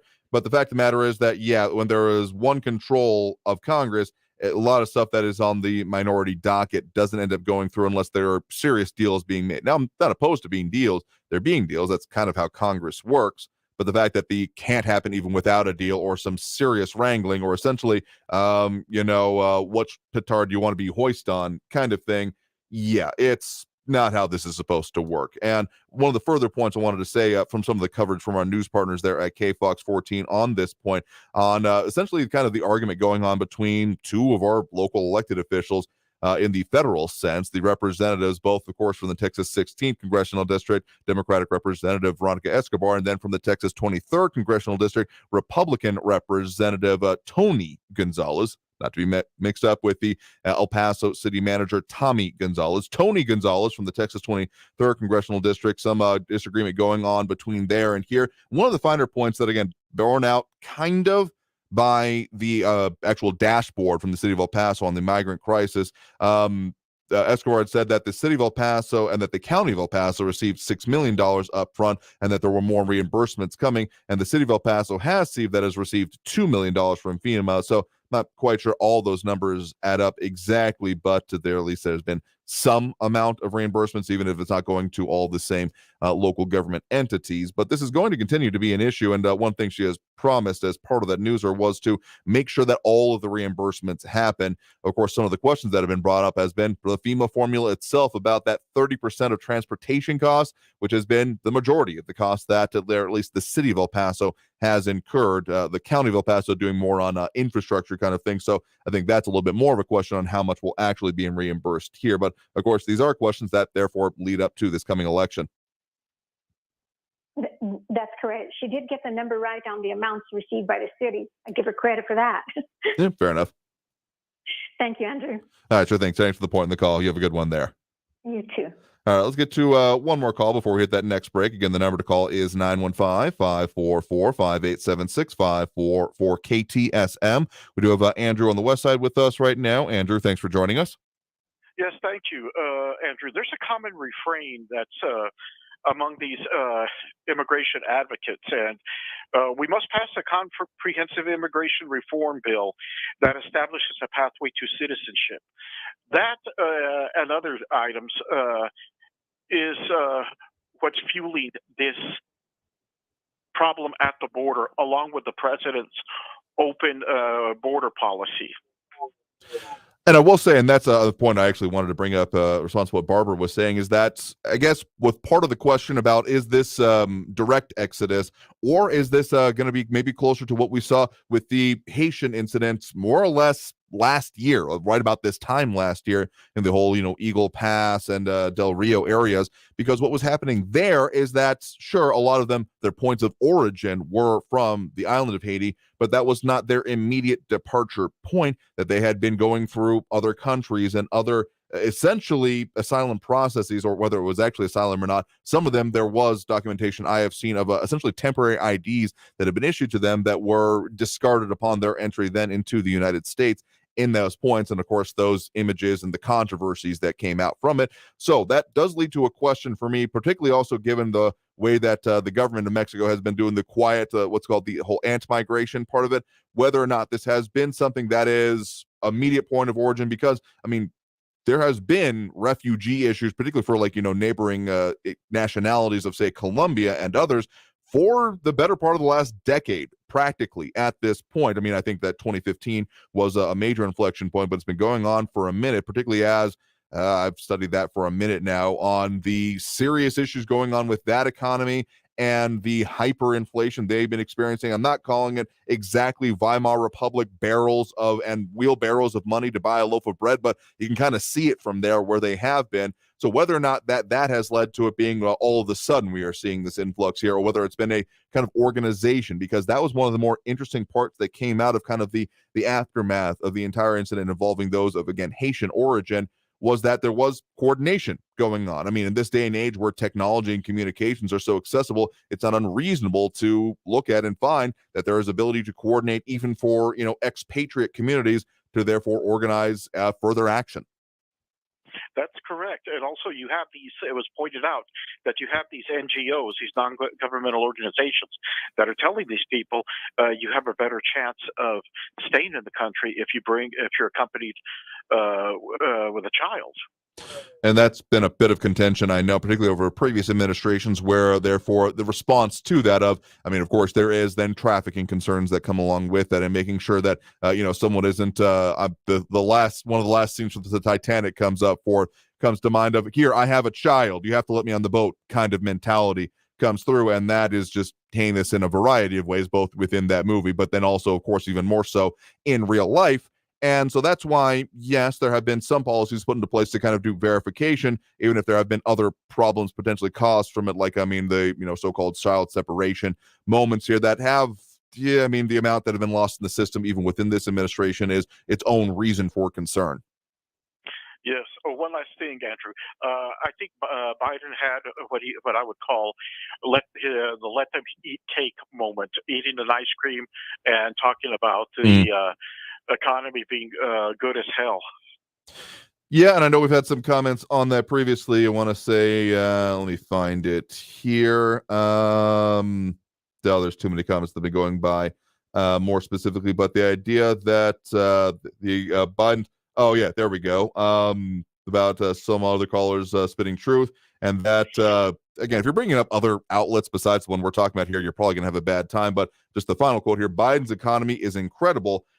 That might be more true than is realized, particularly in the actual, definition of the term incredible, as in not credible, because there are a lot of issues being caused for a lot of people. And to say that there's nothing wrong, and anyone saying if there's anything wrong with it is a plant or a lie or representing other interests, that just kind of doesn't ring true with a lot of people, I do feel.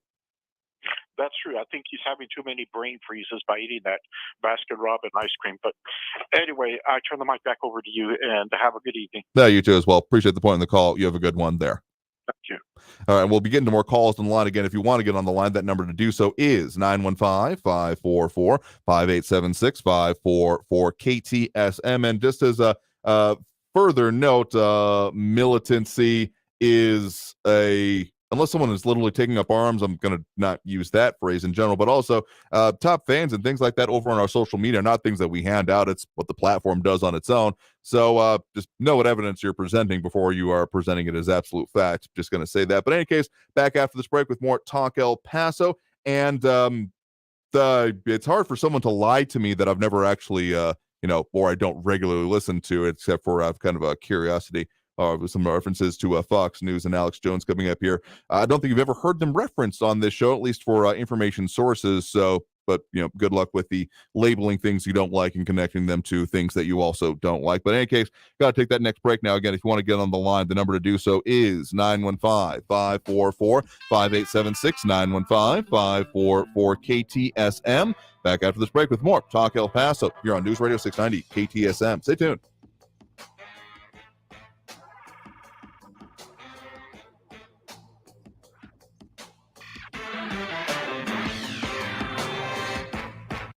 Traffic all day. News Radio 690.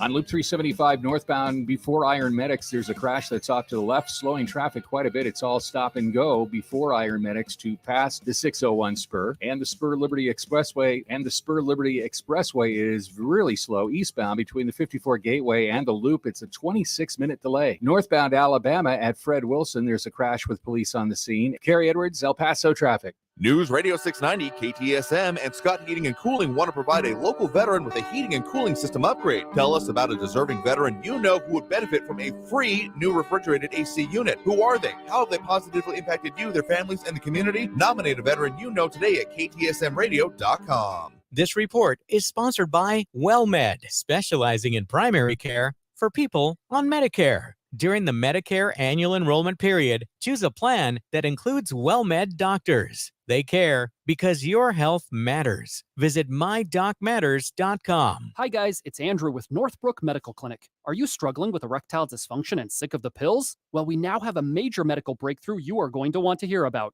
The wave technology at Northbrook Medical uses gentle pressure waves to repair and open up blood vessels. There are 60 clinical studies, including from Cambridge, showing our technology treats the root cause problem of ED without any pills. If you're ready to put a stop to your erectile dysfunction and regain your love life, grab your phone and call us now. You'll qualify for the assessment, the exam, even the blood flow ultrasound, if you can believe it, totally free. And to the first 10 callers now, you'll get a gift that can produce powerful and rapid results in the bedroom. You're going to love that, trust me, guys. This is a $650 value free to callers now. 915-529-9000. That's 915-529-9000. Guys, put a stop to your erectile dysfunction and get your love life back. Call Northbrook Medical Clinic now to qualify. 915-529-9000. This is a special alert to all Americans who own a vehicle with less than 200,000 miles with an auto warranty about to expire or with no warranty coverage at all. Due to a decline in the economy, CarShield is announcing a low-cost month-to-month vehicle protection plan that is now available to the public to save any driver out-of-pocket expenses on future auto repairs. Call now to find out how you can pay almost nothing for covered auto repairs. Yes, you heard that correctly. Pay almost nothing for covered auto repairs. An open phone line has been established for all drivers to call for a free quick quote. Call 800-989-8906 now. Drivers who are covered will not have to pay for covered repairs again. This protection plan is at an all-time low. Additionally, drivers who activate this vehicle protection today will also receive free roadside assistance, free towing, and car rental options at no additional cost. Call us for your free quick quote today. 800-989-8906. That's 800-989-8906. What do you have to lose? Call 800-989-8906. Again, 800-989-8906. News Radio 690 KTSM El Paso. Live from the KTSM AM 690 studios, it's Talk El Paso with Andrew J. Polk. To be a part of the show, call 915-544-KTSM or follow on Facebook at facebook.com/Talk El Paso. Now here's your host, Andrew J. Polk. Thank you all so very much for joining us here for Talk El Paso, airing live on News Radio 690 KTSM.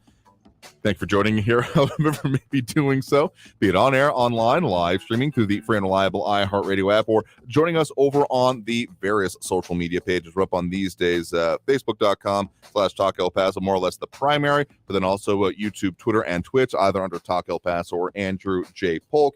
And Kelvin Williams, it may be a decent expression here, saying, I'm confused by some comments. Are we saying Andrew sides with those who lets talk on the radio? Because I thought I heard both sides of the spectrum being said here.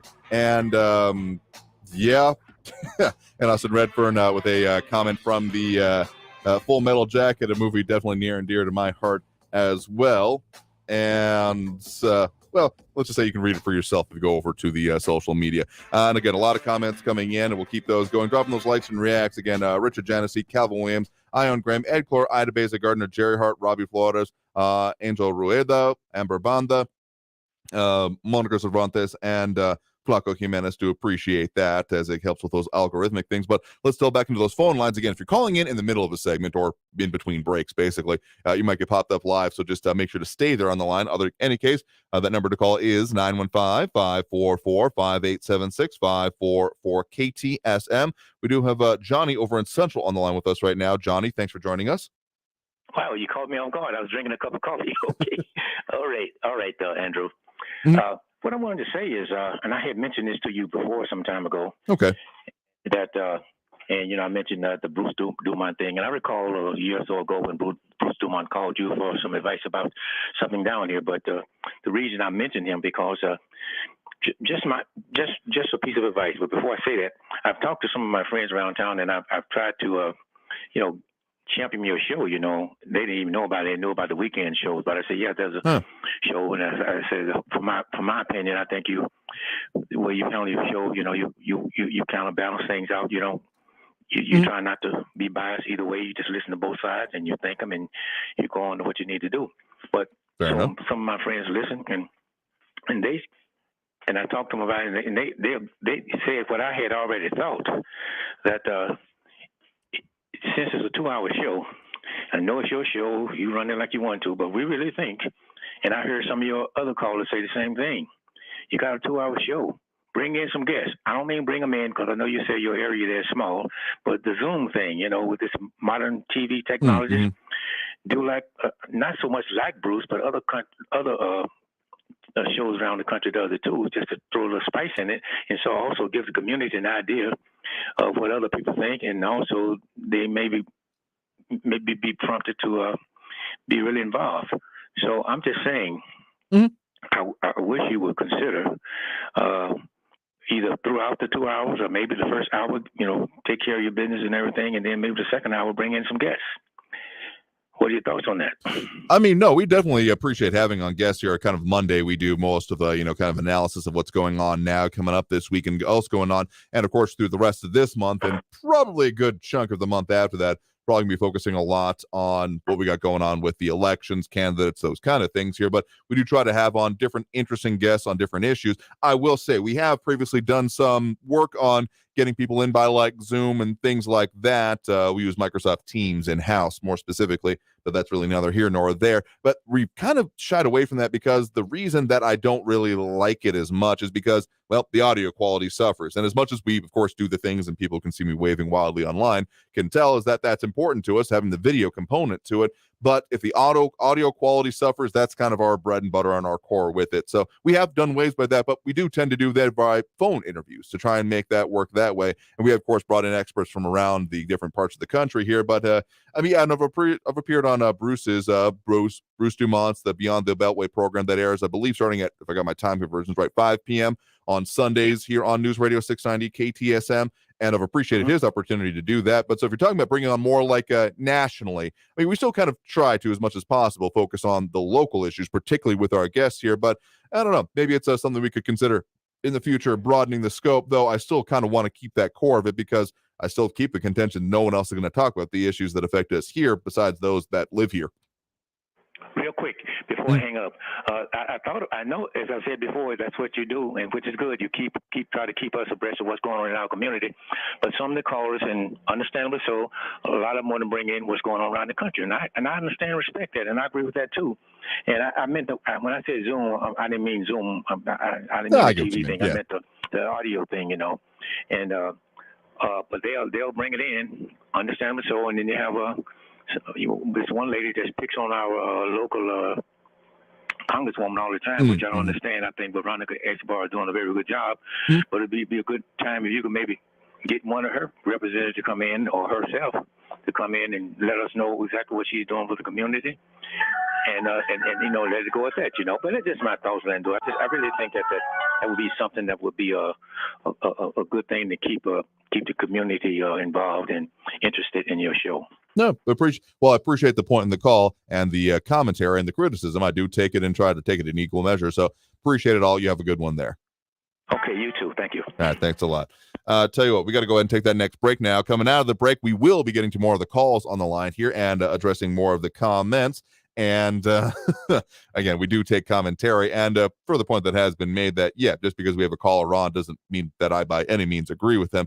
We want to talk about the things in the community, and that's going to bring up things that I agree with, things that I don't agree with, but that's kind of not the point of how we do it here. We need to have the discussion regardless of the standpoint that comes in on them. So if you disagree with that, well, that you can start off with. But we'll get back to the phone calls here in just a minute. Again, that number to call is 915-544-5876, 544-KTSM. Back after this break with more Talk El Paso here on News Radio 690 KTSM. Stay tuned.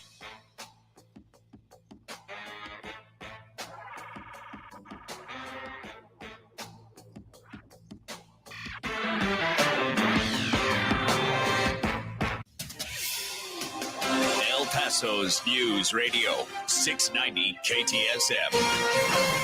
Hello, I'm Erica Castillo with this KFOX 14 News Update. The medical examiner in Albuquerque has now released the autopsy for a Las Cruces high school football player who died weeks after a game he was injured in. Abe Romero, who played football for Oregon Mountain High School, was hospitalized for injuries he suffered during a game against Deming High School. The medical examiner has determined that Romero died September 17th from accidental blunt head trauma during a collision. The 17-year-old, who was 5'1" and weighed 120 pounds, had no reported past medical history. An El Paso County Commissioners court today approved to work with Fred Loya Partners to bring what is described as a spectacular light show to Ascarate Park this year for the holidays. The contract for the lights on the lake was voted on today. The event will kick off on November 25th with nightly light shows running Friday through Sunday and light displays every night through January 6th of next year. I'm Erica Castillo with this KFOX 14 News Update. News Radio 690. Traffic all day.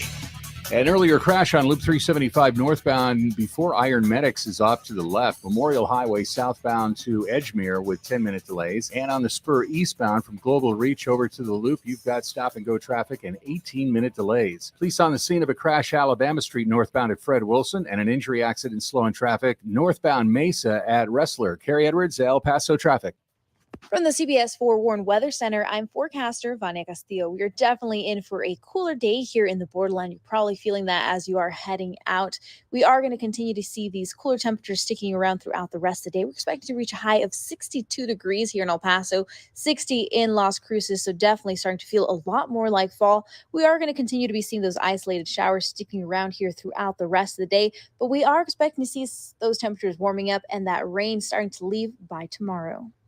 This report is sponsored by Texas Secretary of State. Did you know that in Texas, there are 7 approved photo IDs you can choose from to take to the polling site? You can find the full list of the approved IDs you can use to vote on our website. Get vote ready at votetexas.gov or by calling 1-800-252-VOTE. Brought to you by the Texas Secretary of State.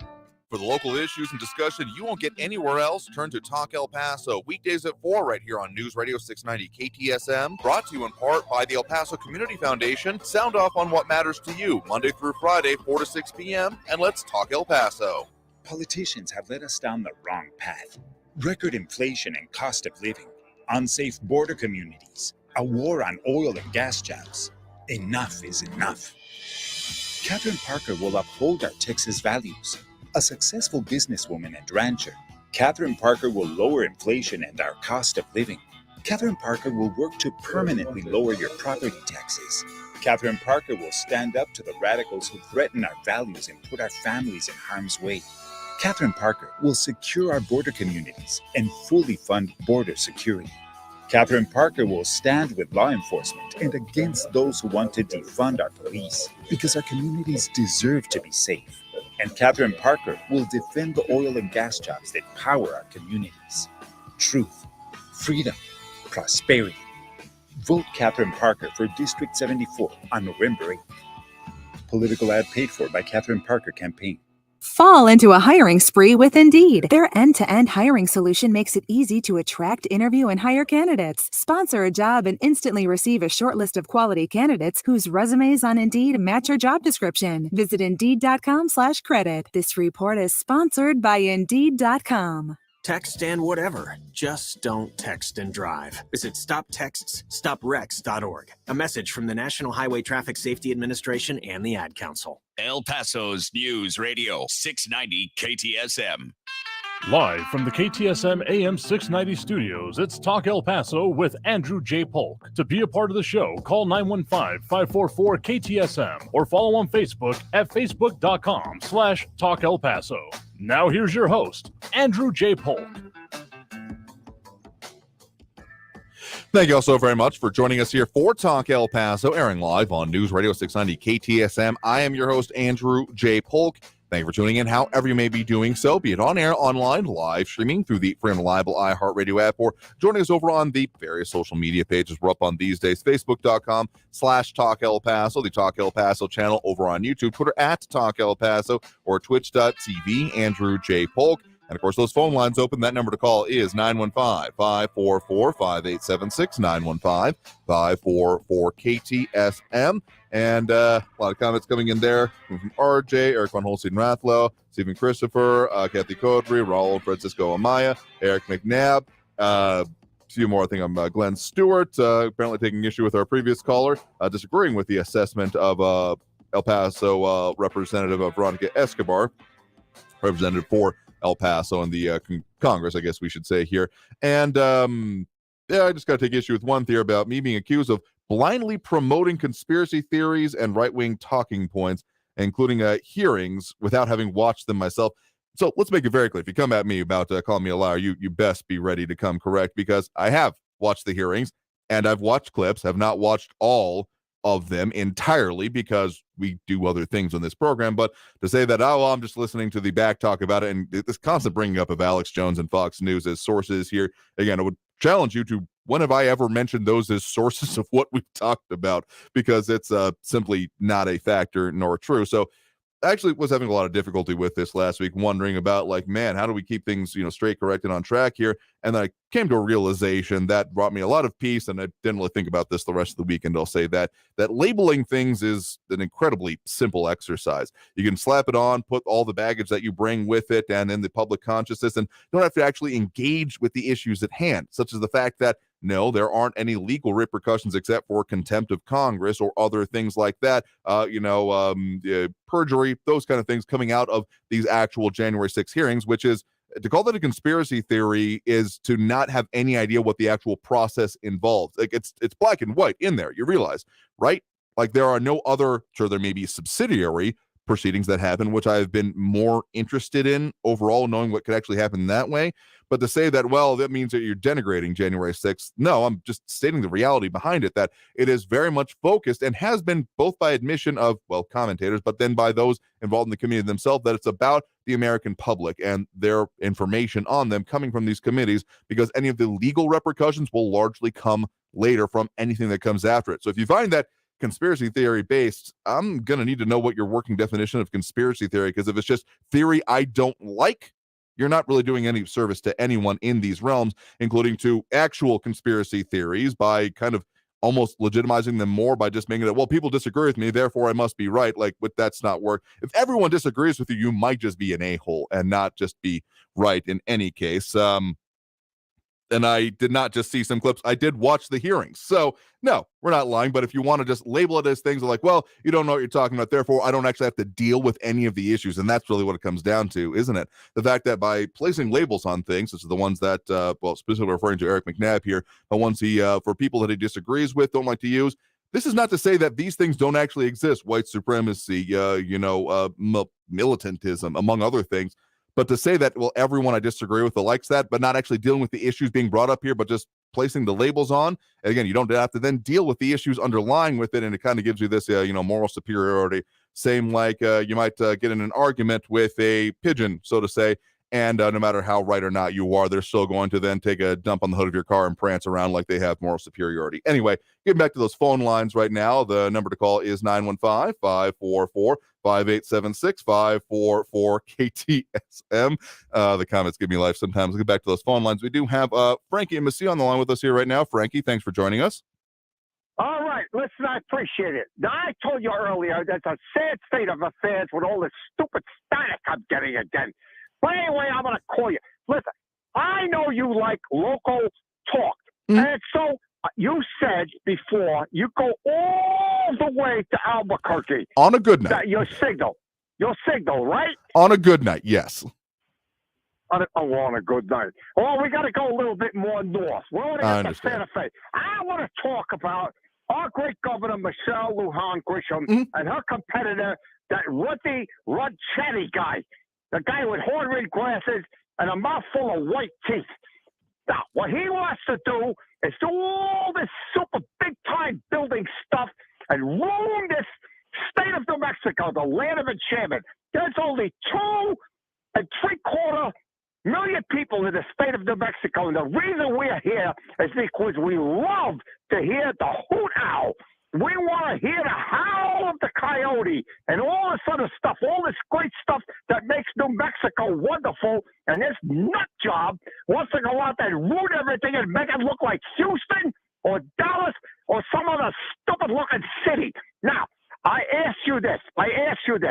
Why can't your people, your producers, including that lovely girl that you get on every once in a while, that call screener, make a phone call to her office, Michelle, and if you don't have a number, I'll give it to you, and also that red chatty guy, and have them come on your program, because you're talking about local issues.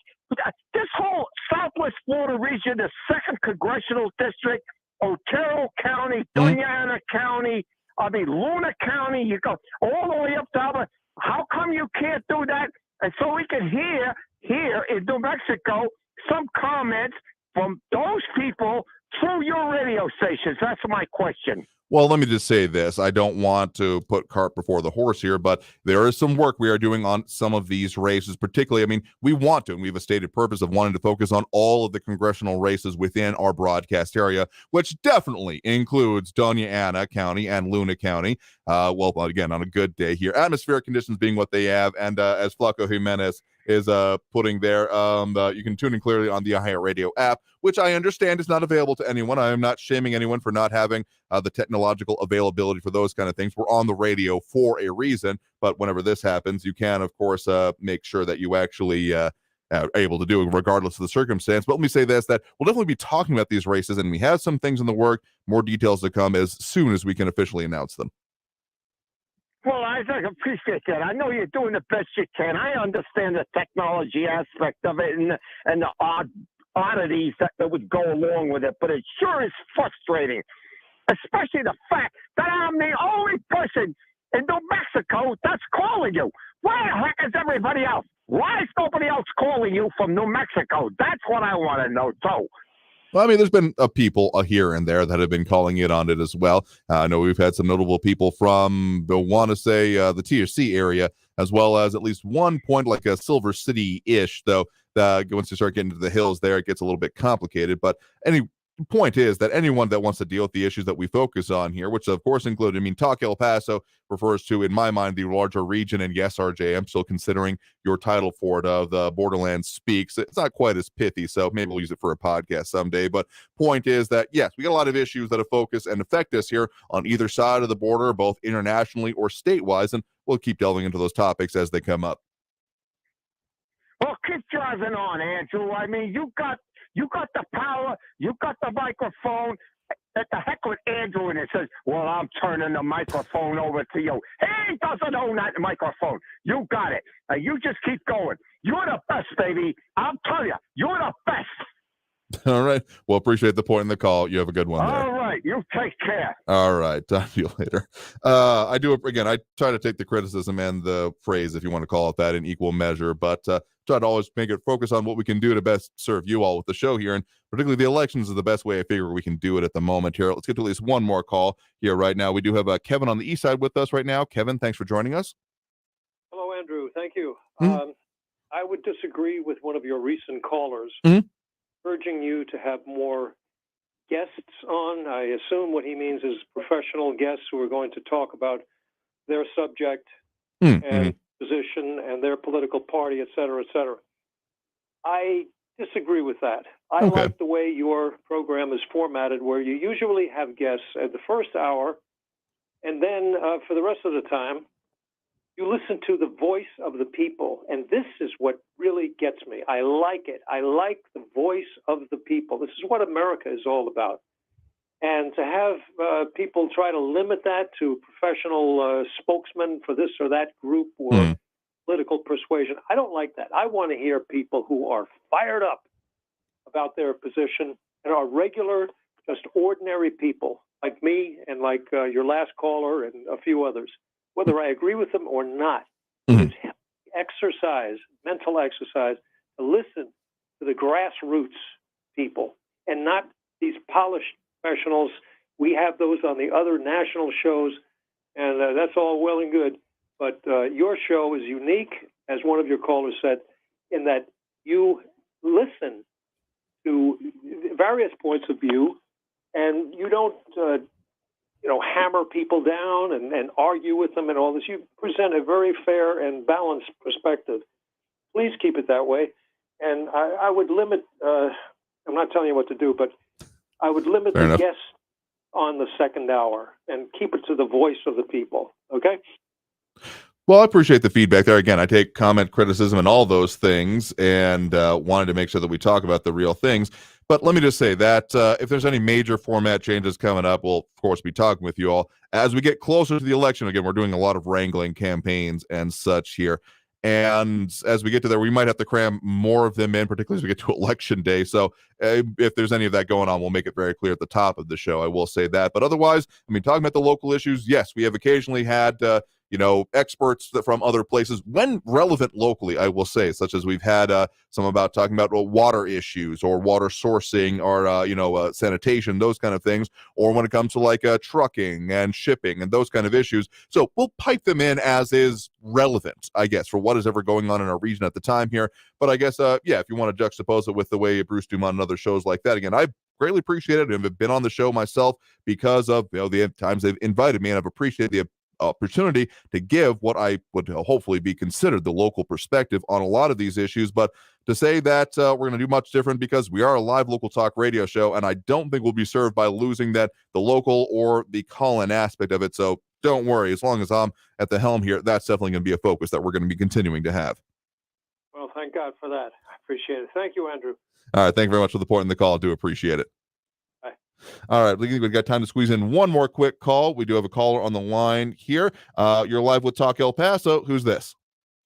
Johnny, let me recap for this last call. I was not talking about professional people. I was talking about local people here in the community. Okay. That's what I meant, Andrew. So I don't want him to be trying to change my words around. I meant local people like him and other callers to be able to call in. That's what I meant when I say you have people come calling in. Okay. Fair enough here. Well, thanks for the clarification. Do appreciate it.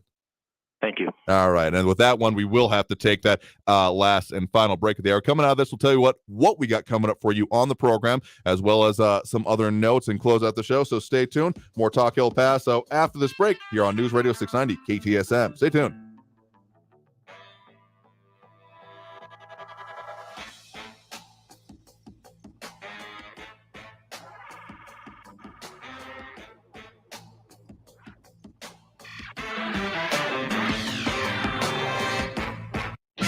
Traffic all day. News Radio 690. Police and medical responding to an injury accident Gateway East at Geronimo Drive, an accident Border Highway eastbound at Fonseca involving multiple vehicles. Stop and go traffic on Memorial Highway southbound between the Spur and Edgemere with 10-minute delays. And it's really slow on the Liberty Expressway eastbound between Global Reach and the Loop. It's a 24-minute delay. Kerry Edwards, El Paso traffic. This report is sponsored by Texas Secretary of State. Did you know that in Texas, there are 7 approved photo IDs you can choose from to take to the polling site? You can find the full list of the approved IDs you can use to vote on our website. Get vote ready at votetexas.gov or by calling 1-800-252-VOTE. Brought to you by the Texas Secretary of State. Hello? Mike, this is Norma Jean at Sergio Lewis Body Shop near the airport. Have you seen Sergio? I'm expecting him in a few minutes to cut a new commercial. I'm really worried about him, Mike. He really believes he's a poet. It's gone to his head. There's plenty of room up there. Anyways, his poetry isn't that bad. Will you please have him call the shop? Sure, Norma. That's Norma Jean, Mike. Gotta go. Yee, she's feisty. Hey, Sergio, there you are. Hey, Mike, I have this great new poem. Check this out, man. Sometimes even our darkest moments are enlightening. Hey, what's so funny, man? Nothing, Sergio, really. By the way, Norma Jean called. Really? What did she want? Oh, she was just telling me what a big fan she is of your poetry, Sergio. Sergio Lewis Body Shop at 3800 Admiral near the airport, where it's the customer's choice, not the insurance company's, and there's a lifetime warranty on all collision repair. 593-0191.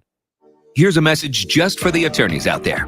So you passed the bar, joined a firm, or even built your own. Now are you finding out that you're doing more administration than actual law practice? Lexicon can help. Lexicon is a legal technology provider with over a decade of experience streamlining administrative tasks like timekeeping, billing, and more, so you can focus on maximizing billable hours and increasing client satisfaction.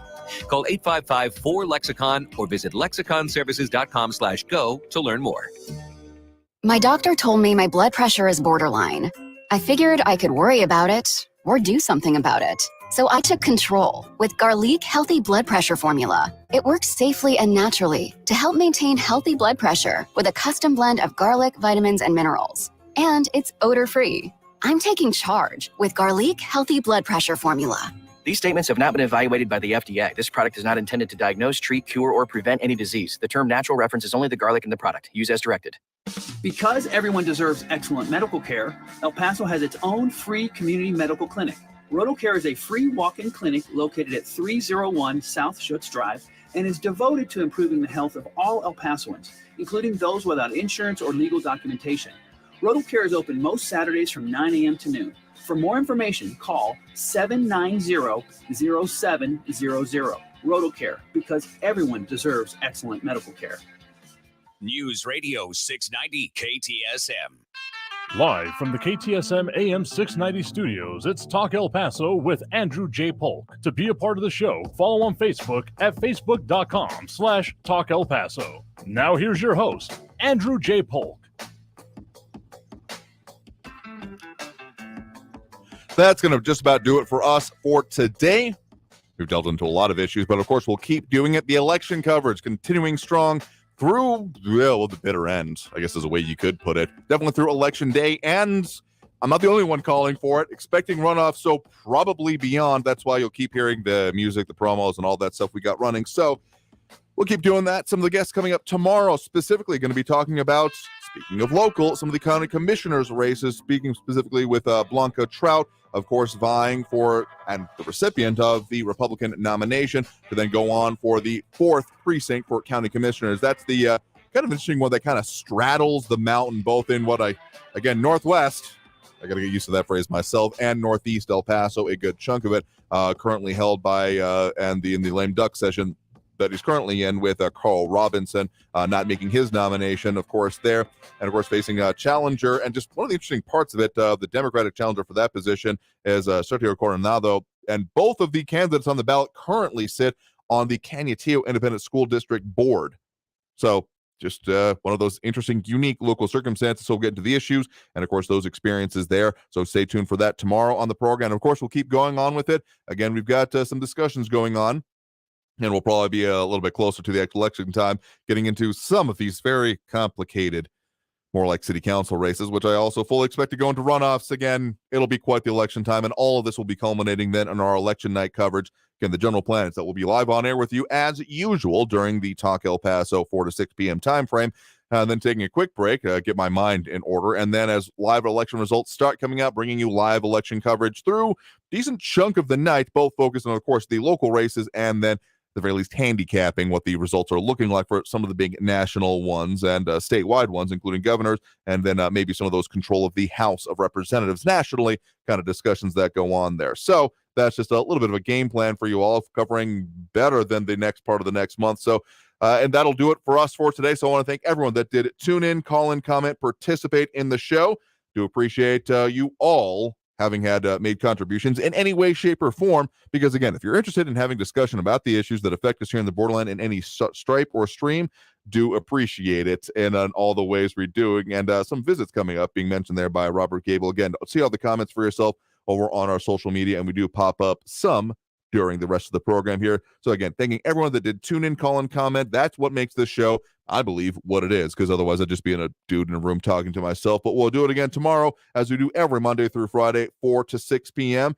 So in the meantime, until we are back with you live, make sure to stay safe out there, look twice for motorcycles when on the road, and have a great evening, y'all. We'll see you tomorrow.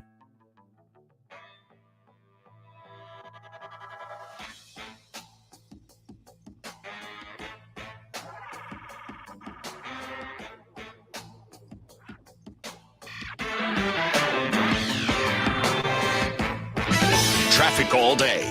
News Radio 690. Police and medical responding to an injury accident Gateway East at Geronimo Drive, an accident border highway eastbound at Fonseca involving multiple vehicles. Stop and go traffic on Memorial Highway southbound between the Spur and Edgemere with 10-minute delays. And it's really slow on the Liberty Expressway eastbound between Global Reach and the Loop. It's a 24